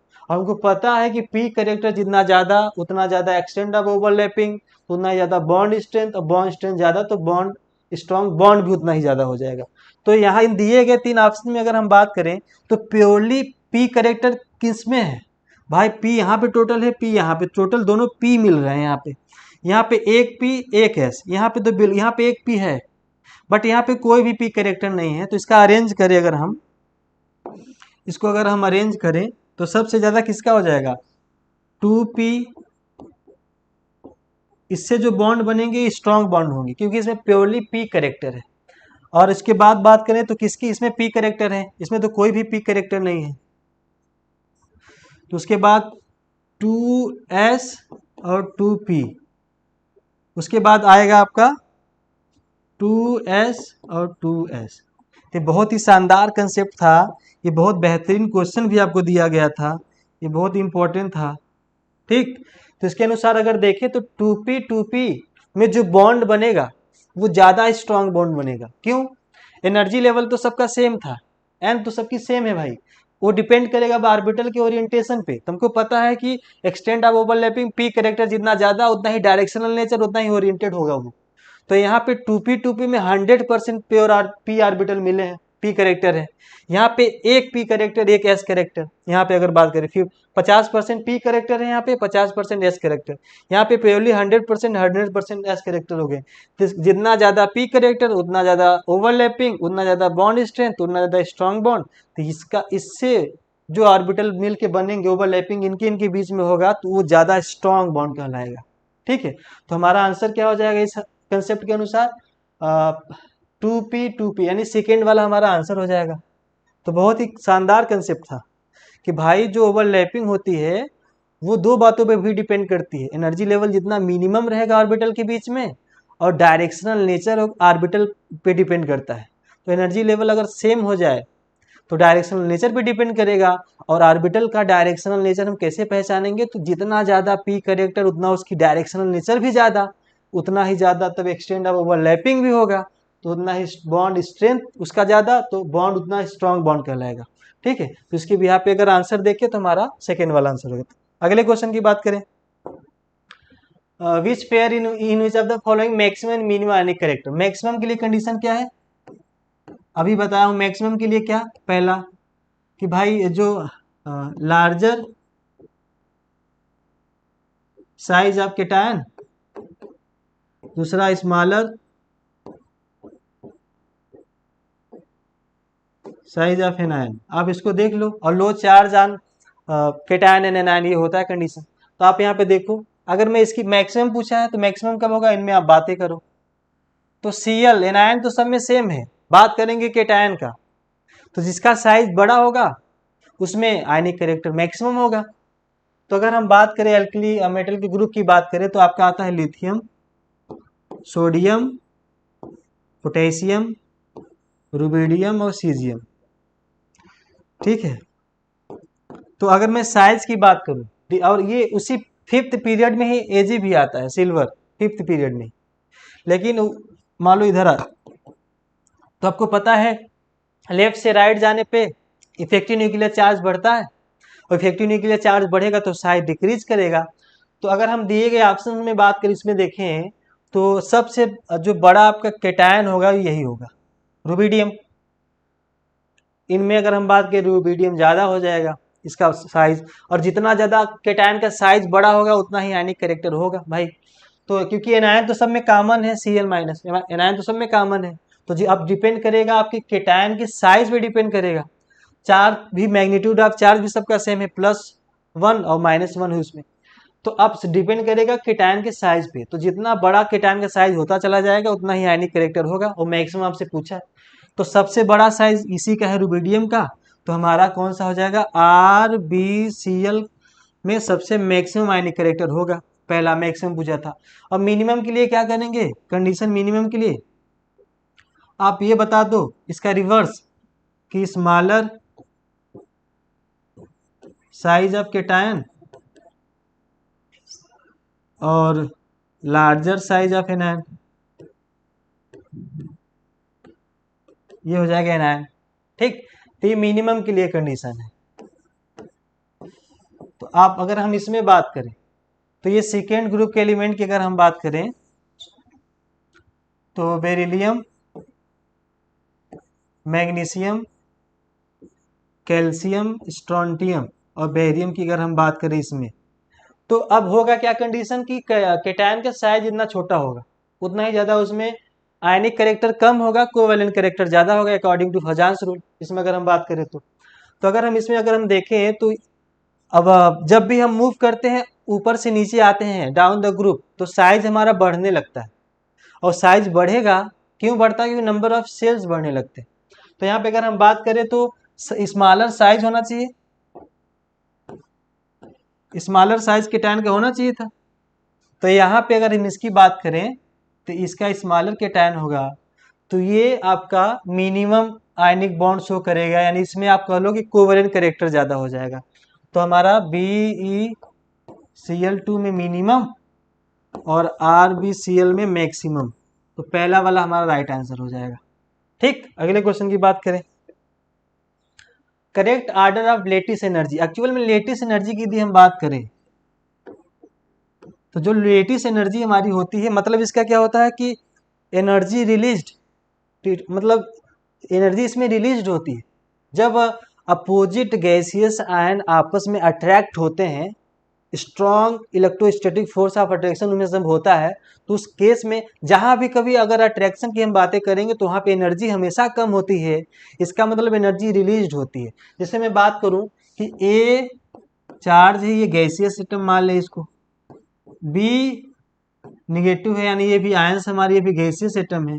इनमें due to strong electrostatic force of attraction, strong electrostatic force of attraction की वजह से इसमें एनर्जी क्या होगी, रिएक्शन के दौरान रिलीज होगी, और जो एनर्जी बाहर निकलेगी उसी को हम लोग बोलते हैं लेटिस एनर्जी।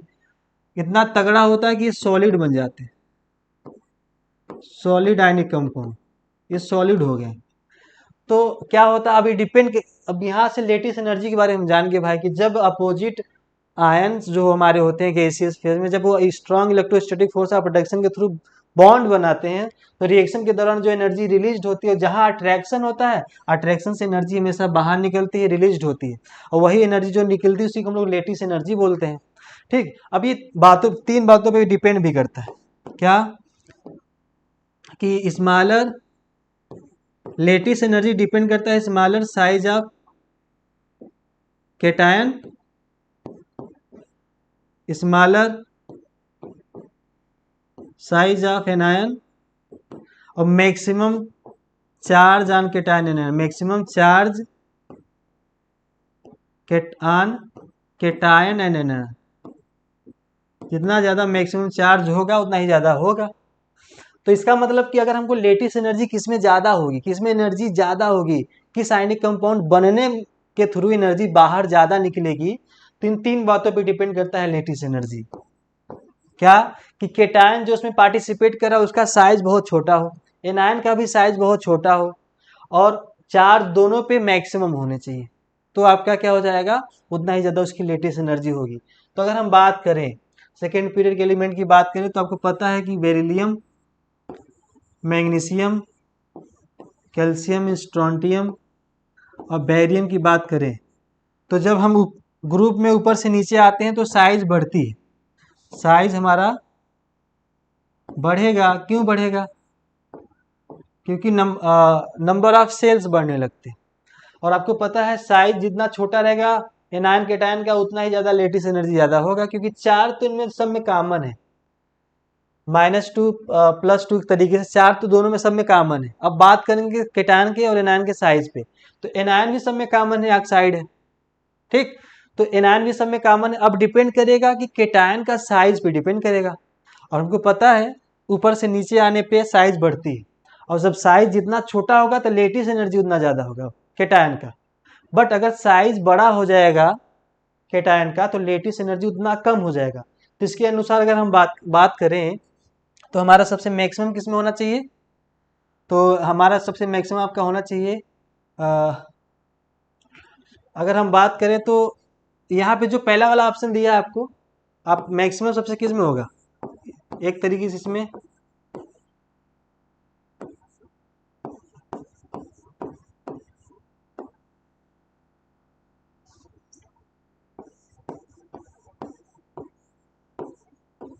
ये मैक्सिमम हो जाएगा, क्योंकि हमारा जैसे ग्रुप में नीचे आते हैं तो साइज बढ़ेगा तो इसका सबसे कम हो जाएगा। बट और सबसे ज्यादा किसका रहेगा, एमजीओ का। बट यहाँ पे कोई ऐसा दिया नहीं, एमजीओ कहीं दिया ही नहीं आपको कि एमजीओ सबसे ज्यादा कहाँ पे है। यहाँ पे ये रिवर्स है, इसी की रिवर्स होता तो सही होता। बट यहाँ पे कोई भी ऐसा ऑप्शन नहीं मैच कर रहा है जिसके अनुसार हम ये बता सकते हैं कि दिए गए क्वेश्चंस का लेटिस एनर्जी सही करेक्ट ऑर्डर कौन सा है। करेक्ट ऑर्डर ये होना चाहिए यहाँ पे। बट यहाँ पे कोई भी एमजीओ का कहीं भी हमारा ज्यादा दिखाई जी, किसी भी ऑप्शन में एमजीओ का ज्यादा लेटिस एनर्जी नहीं है। ठीक, यहाँ पे बी ए ओ का कह दिया है कैल्शियम ऑक्साइड के और यहाँ पे इसका बोल दिया है। तो होगा क्या इसके अनुसार, तो हम इसको बोल देंगे कि इसमें कोई भी ऑप्शन मैच नहीं किया। ठीक, तो इसके अनुसार हमारा हो जाएगा नन ऑफ दीज।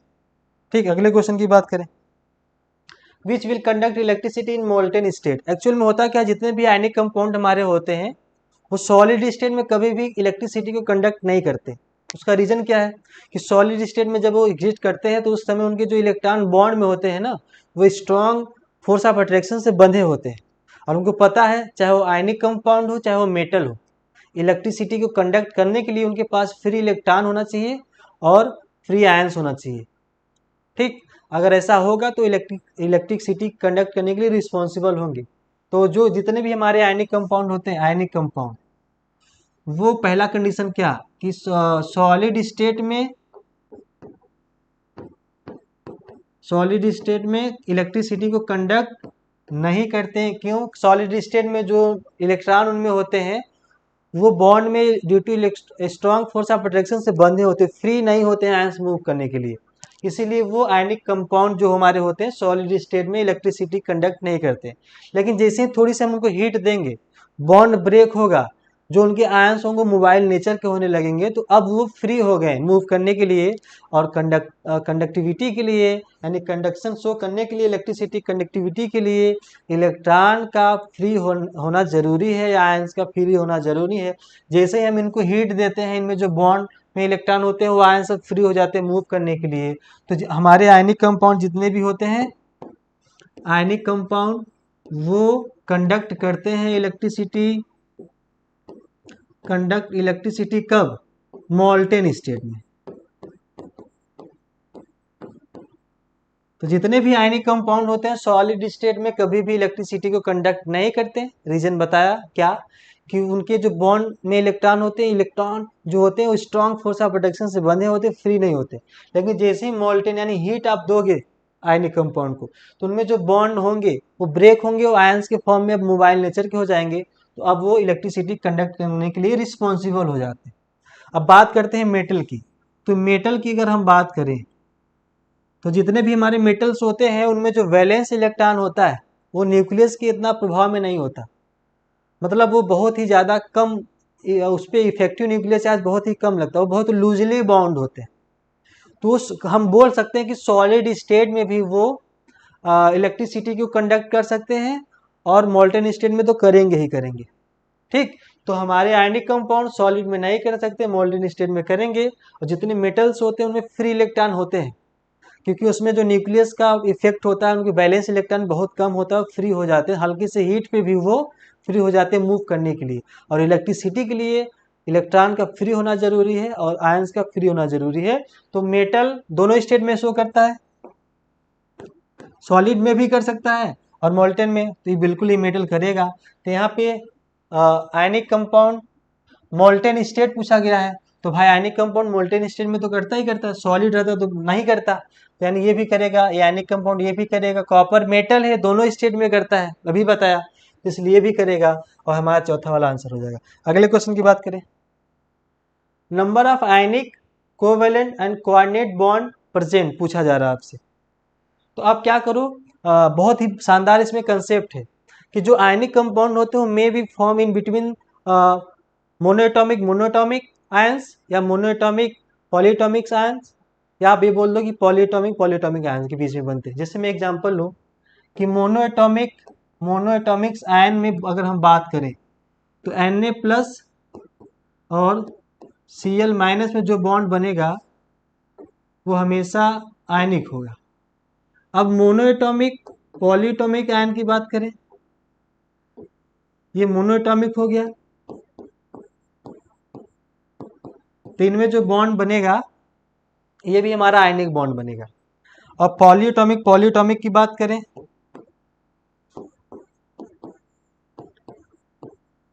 पॉलीएटॉमिक की बात करें तो NH4 प्लस और OH माइनस, इनमें जो बॉन्ड बनेगा ये आयनिक बॉन्ड बनेगा। तो आयनिक बॉन्ड पॉसिबल हो सकता है मोनोएटॉमिक में जो बॉन्ड बनेगा ये आयनिक, इनमें जो बॉन्ड बनेगा मोनोएटॉमिक एक ही एटम आयंस वाला, उसमें जो बॉन्ड बनेगा, और पॉलीएटॉमिक में जो बीच में बॉन्ड बनेगा वो आयनिक होगा, इनमें भी आयनिक। और पॉलीएटॉमिक में भी इनमें जो बॉन्ड बनेगा वो भी आयनिक होगा।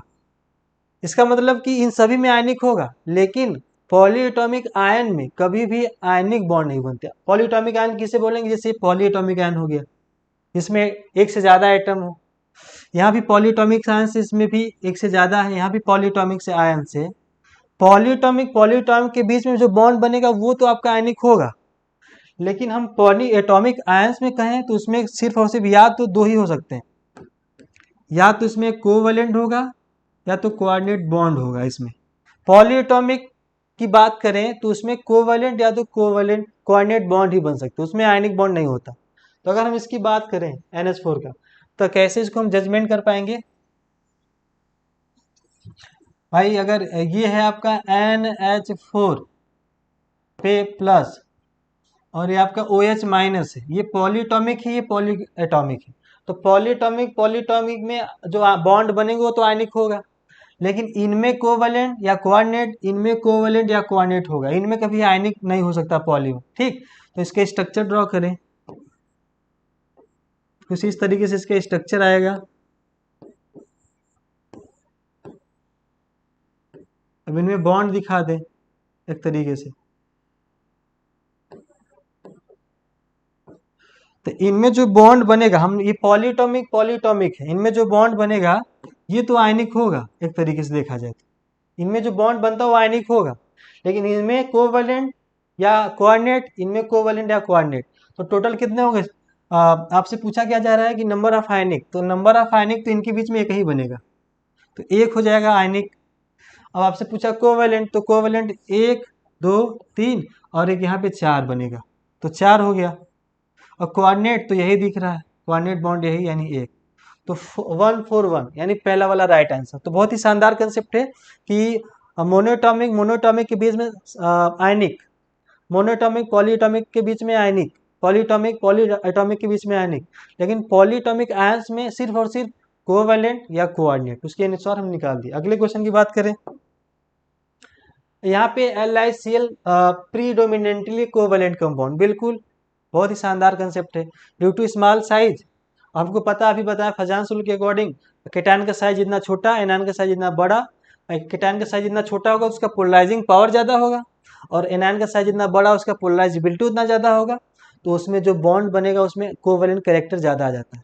ठीक है, तो हमारा LiCl जो हमारा है ये प्रीडोमिनेंटली कोवैलेंट कंपाउंड होगा।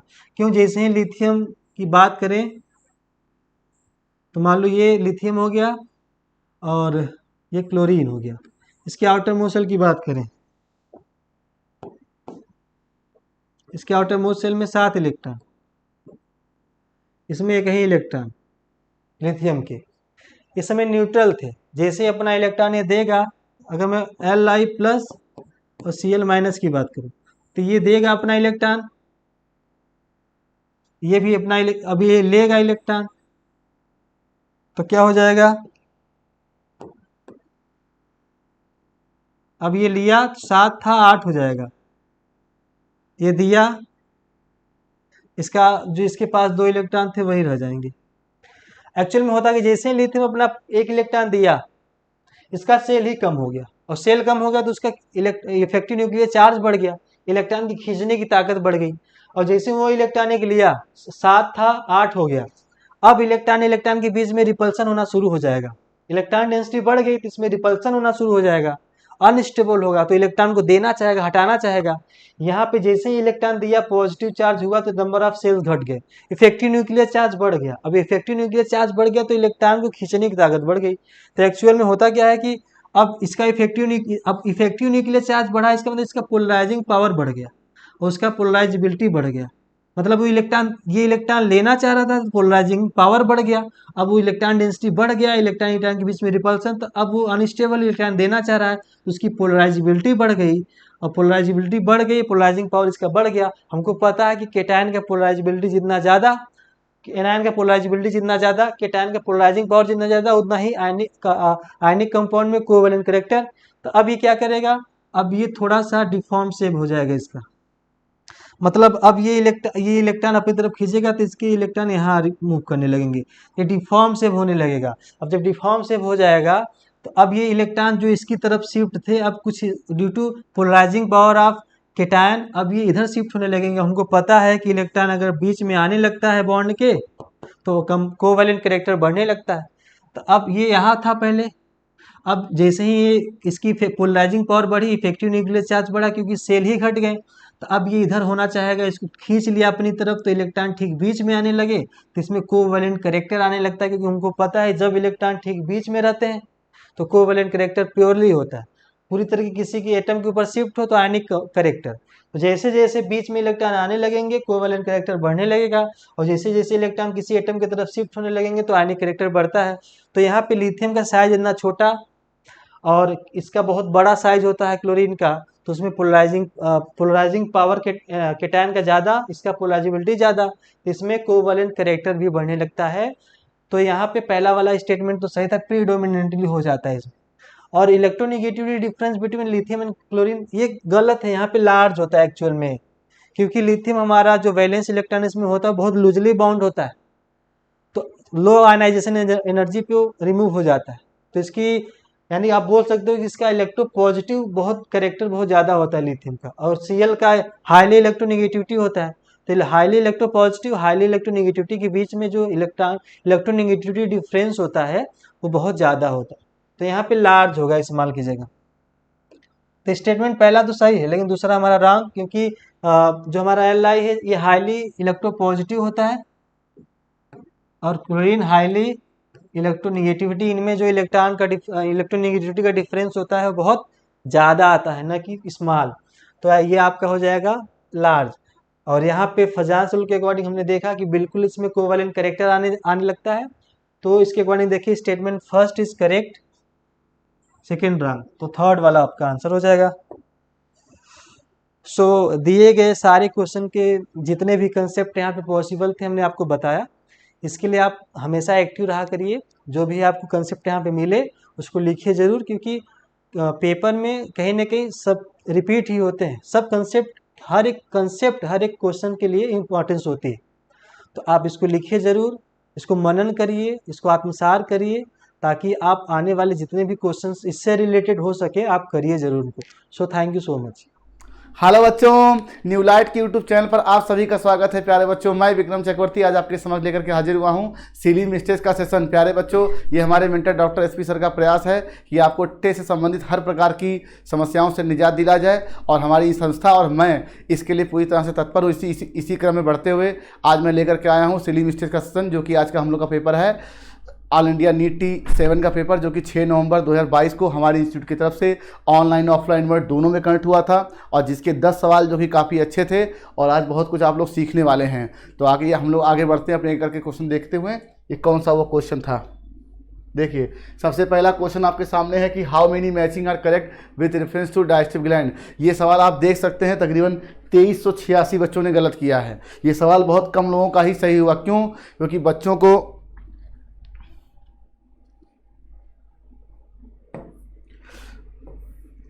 को ये नहीं मालूम था कि क्वेश्चन में डाइजेस्टिव ग्लैंड के रेफरेंस में क्वेश्चन है, पहली बात। और बच्चों को ये नहीं मालूम था कि गॉल ब्लैडर डाइजेस्टिव ग्लैंड नहीं है।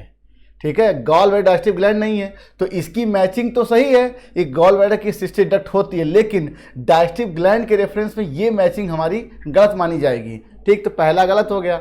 अब लीवर में हेपेटाइटिस होता है, ये सही है। और सलाइवरी ग्लैंड जो होते हैं वो 3 पेयर होते हैं, ये आपको पता होना चाहिए। सलाइवरी ग्लैंड 3 पेयर होता है, और लार्जेस्ट ग्लैंड ऑफ बॉडी जो होती है वो लीवर होती है।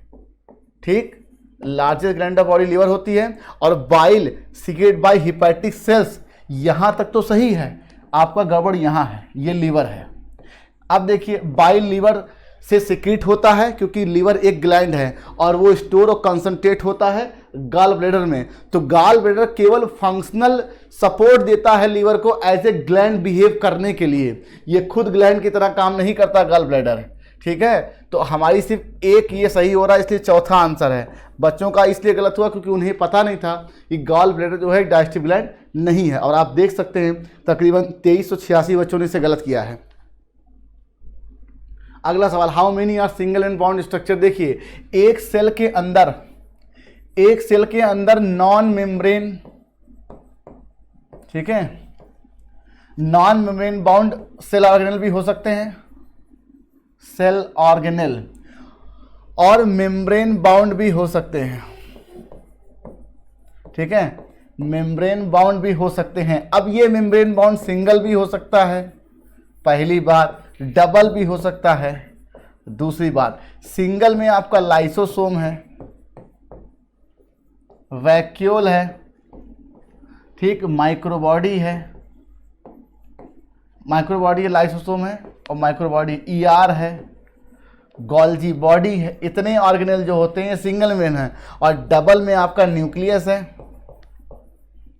माइटोकॉन्ड्रिया है, क्लोरोप्लास्ट है। ये 3 सेल ऑर्गेनेल डबल में बाउंड है, और lysosome, vacuole, microbody, ER, Golgi body ये सिंगल में बाउंड है। और नॉन मेम्ब्रेन में आपका राइबोसोम होता है, राइबोसोम और सेंट्रियोल। ठीक, अब क्वेश्चन सिंगल के रेफरेंस में है, तो देखिए कौन सी इन 6 में से कौन सा। तो पहला तो हमें लाइसोसोम दिख गया, ये nucleoli non membrane bound cell structure होती है। ठीक, हमारा ये सही हो गया, वैक्यूल और न्यूक्लियस तो हो नहीं सकता, क्लोरोप्लास्ट हो नहीं सकता, तो 3 इनमें से है, तो हमारा यहाँ अमाउंट है चौथा आंसर।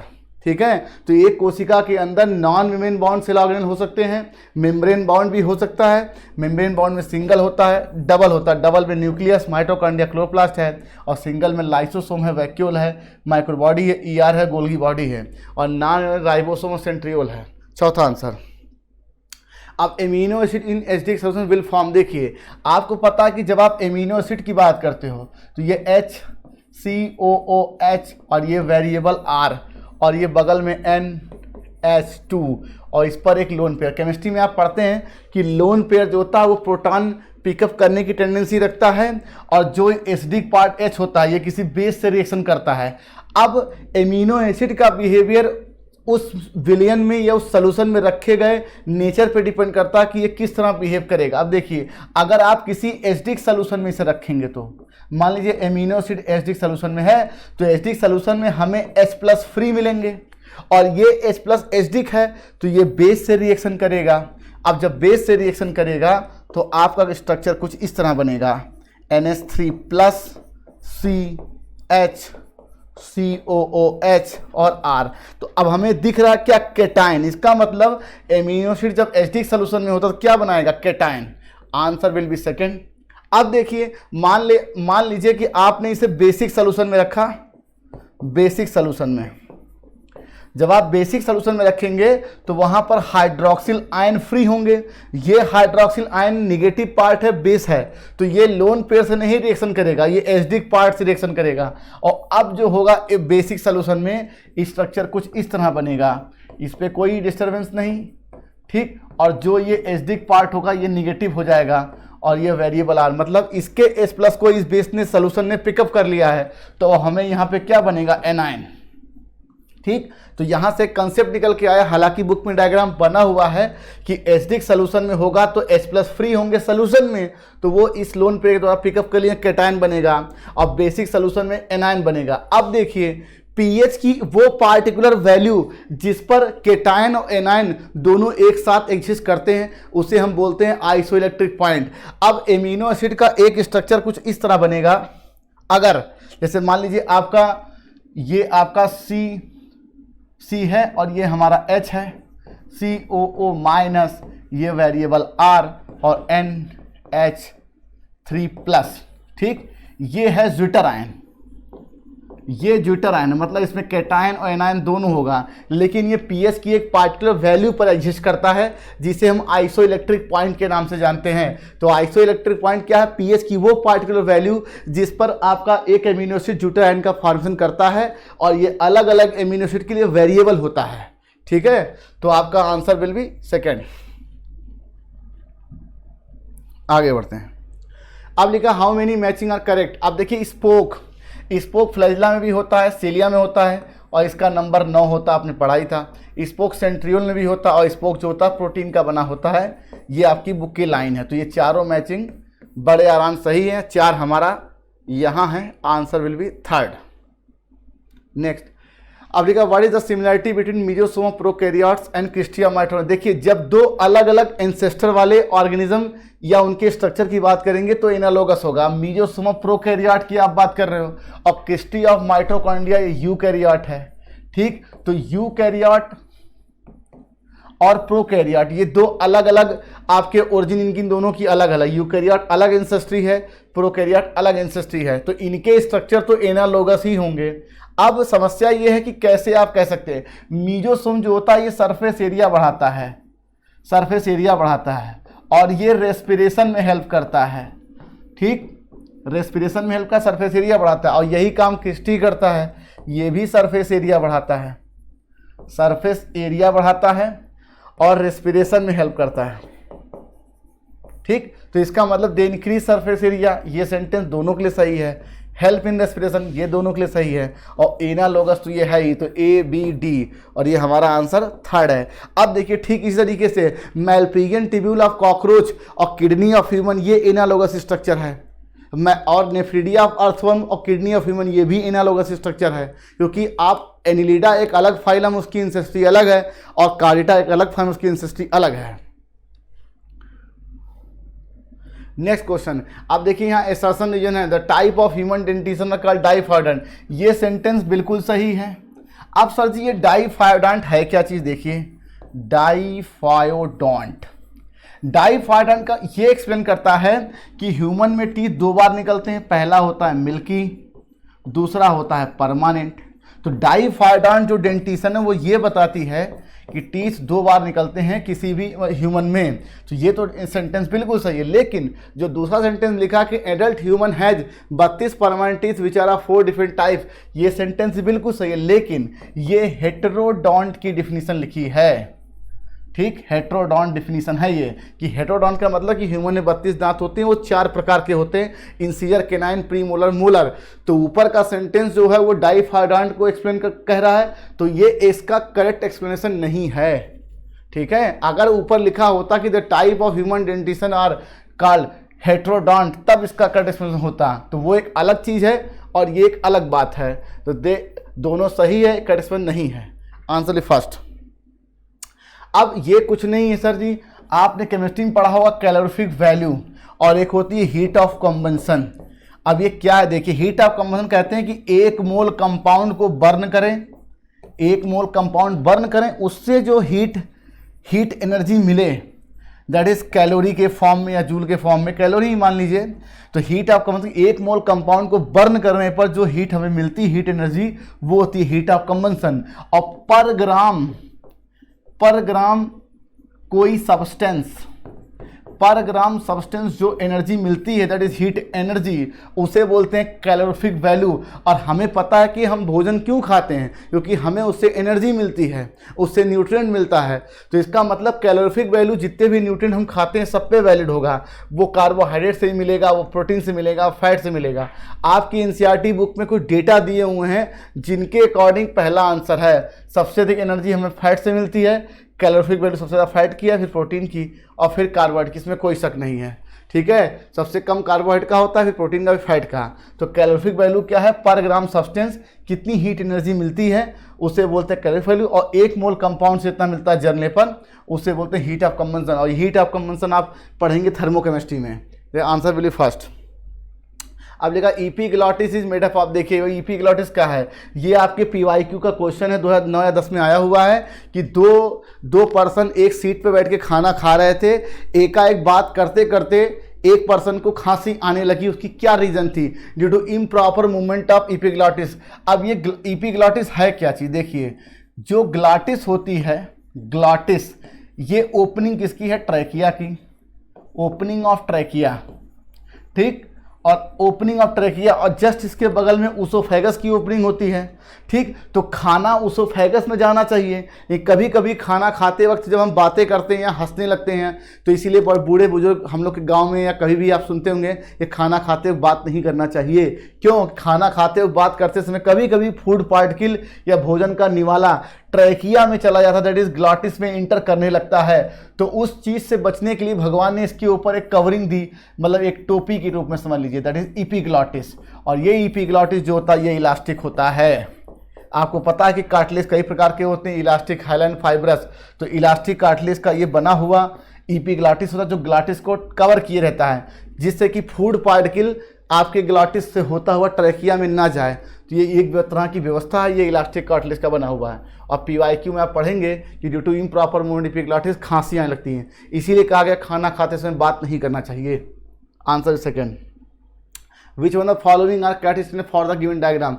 मैंने आपको हमें समझाया, सबसे पहले डायग्राम आइडेंटिफाई करिए, ये माइटोकॉन्ड्रिया है, ठीक, ये माइटोकॉन्ड्रिया है, ये यूकैरियोट का कैरेक्टर है, इसमें कोई शक नहीं, ये माइटोकॉन्ड्रिया है, यूकैरियोट का कैरेक्टर है। अब लिखा पावर हाउस ऑफ सेल, बिल्कुल सही। क्यों? क्योंकि ATP का लगातार प्रोडक्शन होता है, ATP प्रोडक्शन होता है, इसी को बोलते हैं ऑक्सीडेटिव फॉस्फोराइलेशन, ऑक्सीडेटिव फॉस्फोराइलेशन। तो इसलिए पावर हाउस ऑफ सेल बोलते हैं। अब देखिए पावर हाउस ऑफ सेल क्यों बोलते हैं? क्योंकि ये दुनिया के सभी यूकैरियोटिक सेल में होगा। क्लोरोप्लास्ट में भी आपका होता है फोटोफॉस्फोराइलेशन, लेकिन वो सिर्फ प्लांट का कैरेक्टर है, ठीक है, यूनिट का कैरेक्टर है क्लोरोप्लास्ट, वो एनिमल में क्लोरोप्लास्ट नहीं होता। इसलिए पावर हाउस ऑफ सेल बोलते हैं, दुनिया की सभी यूकैरियोटिक कोशिकाओं में होता है पावर हाउस ऑफ सेल। अब सेमी ऑटोनोमस का मतलब ये होता है कि ऐसे दो ऑर्गेनेल होते हैं, दैट इज माइटोकॉन्ड्रिया और क्लोरोप्लास्ट। माइटोकॉन्ड्रिया, क्लोरोप्लास्ट ऐसे सेल ऑर्गेन होते हैं जिनके पास खुद की प्रोटीन सिंथेसाइजिंग मशीनरी होती है, इनके पास अपना राइबोसोम होता है, DNA होता है, RNA होता है। तो ये अपने आप सेल के अंदर ये एंडोसिम्बायंट होते हैं, इसीलिए इनको सेमी ऑटोनोमस बोलते हैं। क्यों? क्योंकि इनकी protein synthesising machinery, ribosome, RNA, DNA इनके पास खुद का होता है। तो ये सेंटेंस सही है। सिंगल मेम्ब्रेन नहीं सर, ये डबल, देखिए आउटर और इनर यहीं दिख रहा है, तो ये तो गलत हो गया। और मैंने आपको बताया कि ये यूकैरियोट्स में होता है, और यूकैरियोट प्रोटिस्टा भी होता है, फंजाई भी होता है, प्लांट एनिमल तो ओनली प्लांट एनिमल गलत है। और एंडोमेम्ब्रेन सिस्टम ये नहीं है, क्योंकि एंडोमेम्ब्रेन सिस्टम जो थे वो 4 थे। कौन सा? ER, गोल्गी बॉडी, ठीक, वैक्यूल, ठीक है, वैक्यूल और लाइसोसोम, ये 4 सेल ऑर्गेनेल ऐसे थे जो कि एंडोमेम्ब्रेन सिस्टम का पार्ट थे, एंडोरेटिकुलम, गोल्गी बॉडी, वैक्यूल, लाइसोम। तो ये भी नहीं है। अब हमें क्या दिख रहा है? A और B, that is first answer, ठीक है। तो पावर हाउस ऑफ सेल है, सेमी ऑटोनोमस ऑर्गेनेल है, सिंगल नहीं डबल मेम्ब्रेन है, और ये दुनिया के सभी यूकैरियोट में होगा। तो भाई ये प्लांट एनिमल की केवल नहीं हो सकता, पार्ट ऑफ ये भी सही है, A एंड B। आप देखिए माइक्रोबॉडी प्लांट एनिमल दोनों में होता है, मतलब ये यूकैरियोटिक सेल का कैरेक्टर है, तो प्लांट एनिमल में तो होगा ही होगा। आप देखिए माइक्रोबॉडी, ये साइकस एक प्लांट है, ये होगा। माइक्रोबॉडी कॉकरोच एनिमल, इसमें भी होगा। अब सेंट्रोमियर क्या चीज़ है आपको पता है? इसे बोलते हैं प्राइमरी कॉन्स्ट्रिक्शन। क्रोमोसोम में कुछ जगहों पर कॉन्स्ट्रिक्शन होते हैं इस तरह से, ये वाला पोर्शन है, ये है सेंट्रोमियर। तो अब सेंट्रोमियर तो क्रोमोसोम की प्रॉपर्टी हो गई। आपको पता है कि यूकैरियोटिक सेल में, यूकैरियोट्स में, ठीक, यूकैरियोट्स में जो जेनेटिक मटेरियल होता है वो क्रोमोसोम के फॉर्म में अरेंज होता है, ऑर्गेनाइज होता है। तो जब क्रोमोसोम होगा तब आप सेंट्रोमियर की बात करेंगे। इसका मतलब यूगिना एक प्रोटिस्टा है, ठीक, यूगिना प्रोटिस्टा है, और ये यूनिसेलुलर यूकैरियोट, इसका मतलब इसमें क्रोमोसोम होगा, और क्रोमोसोम होगा तो प्राइमरी कॉन्स्ट्रिक्शन होगा, जिसे हम सेंट्रोमियर कहते हैं। तो इससे इसकी मैचिंग हो रही है। आपसे पूछा गया इनकरेक्ट, तो इन चारों में तीनों सही हैं, चौथा अपने आप सही हो गया, ठीक। तो प्यारे बच्चों, आज का सेशन आपको मेरा कैसा लगा कमेंट बॉक्स में जरूर बताइए और चैनल को सब्सक्राइब करिए, लाइक करिए और वीडियो को ज़्यादा शेयर करिए। Thank you for watching the video. Okay, bye bye.